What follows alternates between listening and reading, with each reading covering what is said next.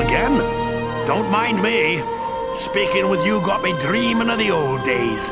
Dwarves, elves, and men fighting against orcs and goblins. Those were glorious times.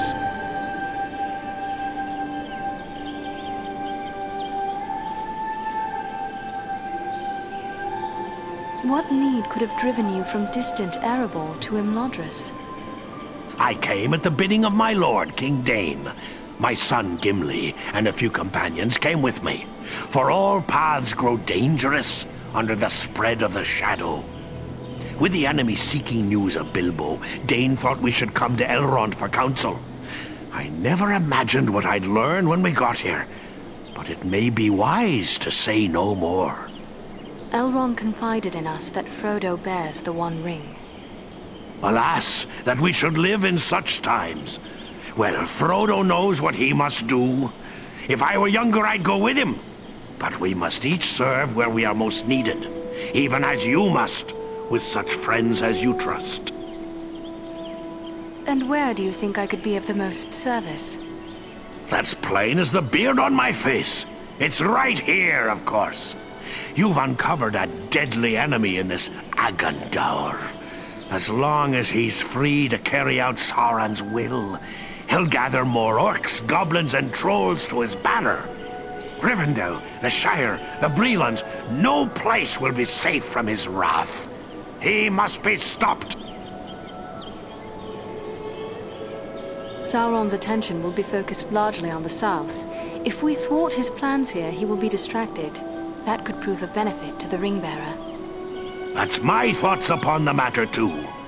Be the stinging fly in the ointment, as it were. Only this fly. And it's time to be about your...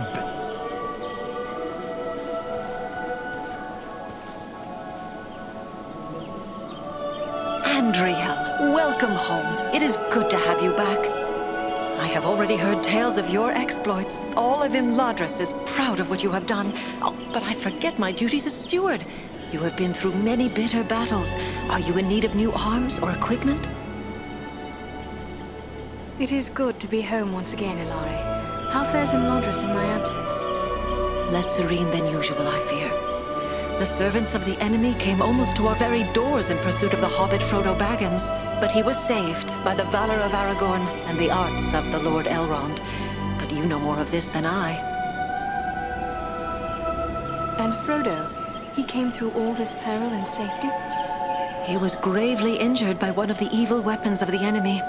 It was thought that he would not survive, but Elrond's skill as a healer is unsurpassed. He saved his life, much to the relief of Bilbo.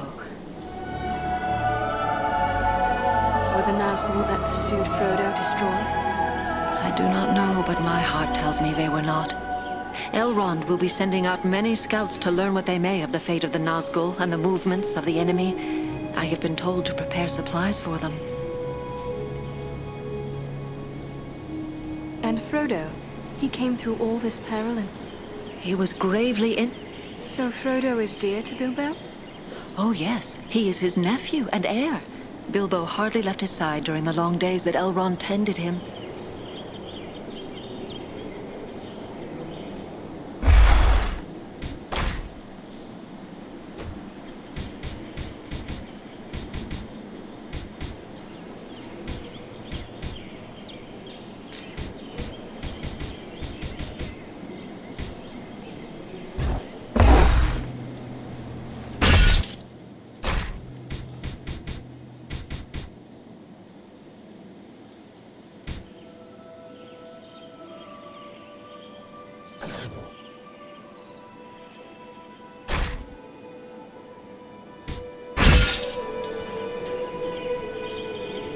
Those who venture into the wild must be well prepared.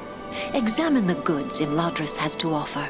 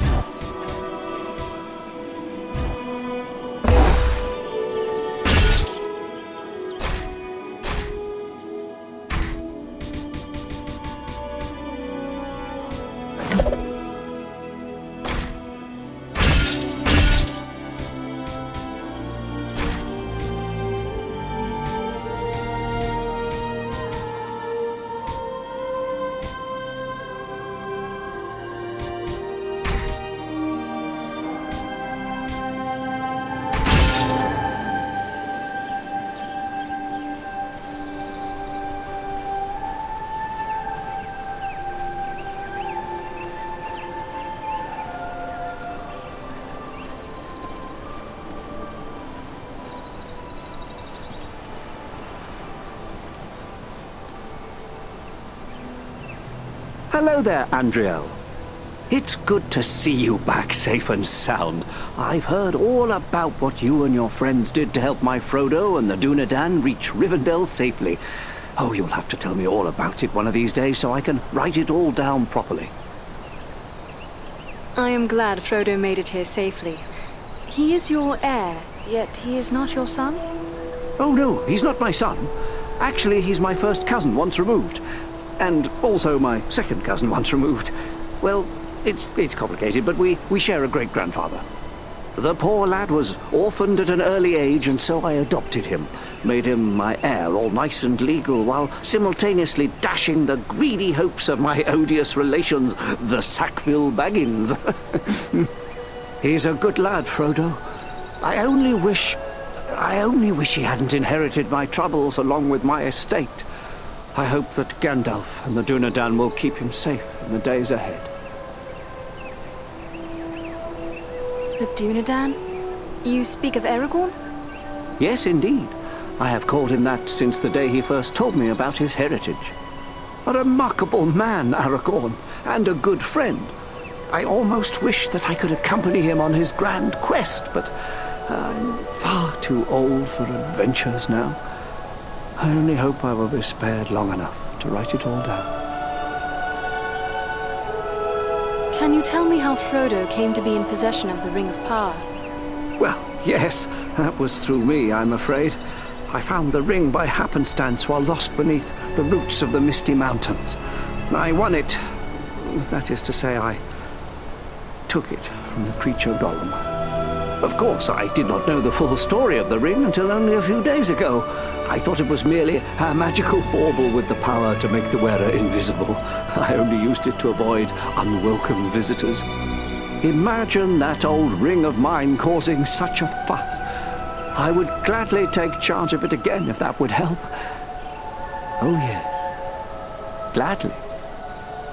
Yes. You know, I think it would be best if we discussed something else. So you have been keeping up with your writing. What is it you are working on now? Oh, a little of this and a little of that. History, my past adventures, family trees. I've even begun a book of translations from the Elvish, although lately I've been working on poetry mostly. Say, maybe you could help me with that. I'm writing a poem for Aragorn, and I'm a bit stuck on a line or two. Is that so? Well then, let me hear what you have. Very well, very well. The verse that's giving me trouble runs like this. The light from the west is rekindled. Forth from Imladris it springs. Renewed is the hope that has dwindled.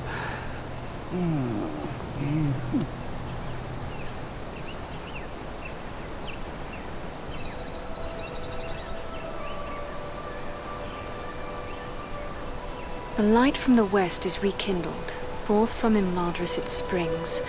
Renewed is the hope that has dwindled. To challenge the Lord of the Rings. Hey now, that's not bad. No, maybe I can work with that.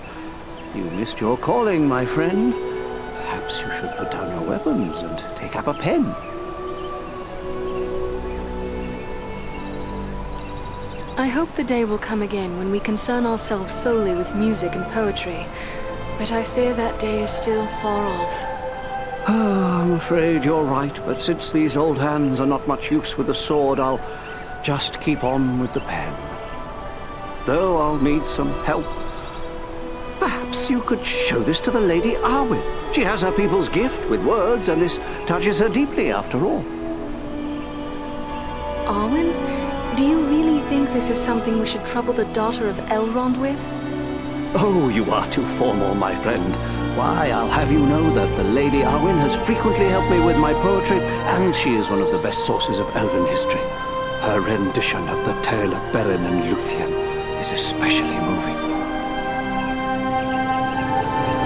I will take it to her. Ah, thanks very much. Be sure to give her my compliments, won't you? Happily. Farewell for now, Bilbo.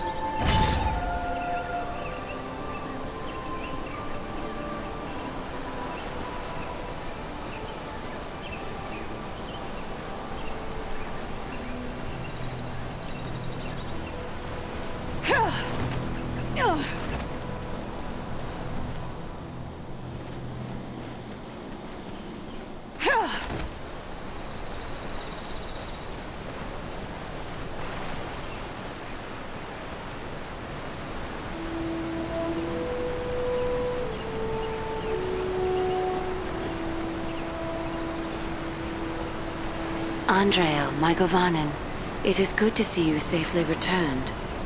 I am told you passed through many dangers to bring us warning of a new threat facing these lands. Estelle speaks highly of you, and my brothers praised the courage you showed at Vornost. I thank you for the part you played in their safe return as well.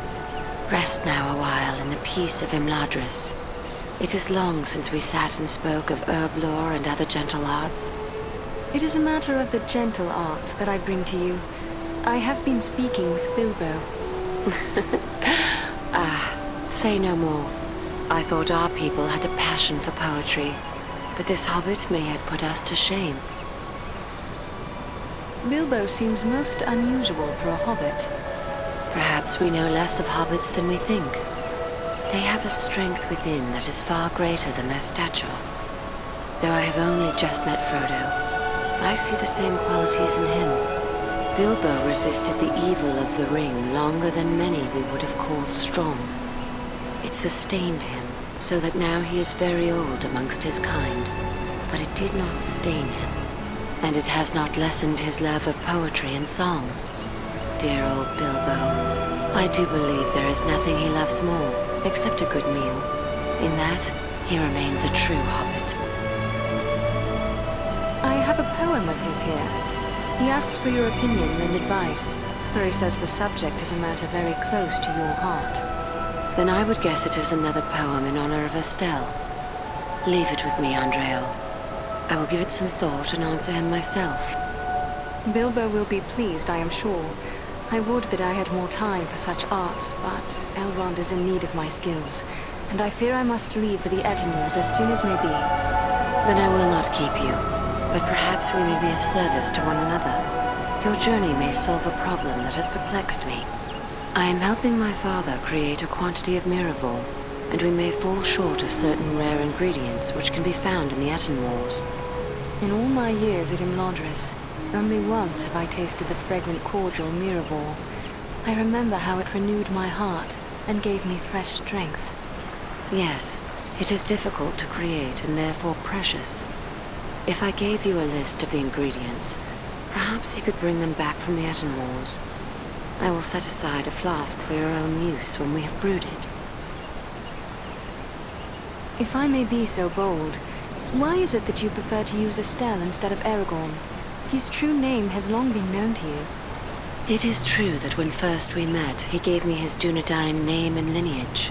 Yet for the first 20 years of his life, he was known as Estelle, for he is the hope of his people. And hope, Estelle, he remains to me. In this war, Aragorn's fate is entwined with mine, to share his life and accept the doom of men. If our hope fails, the shadow will fall across Middle-earth and leave only ruin. Always he is in my thoughts. Even from afar, I watch over him and keep hope alive in my heart.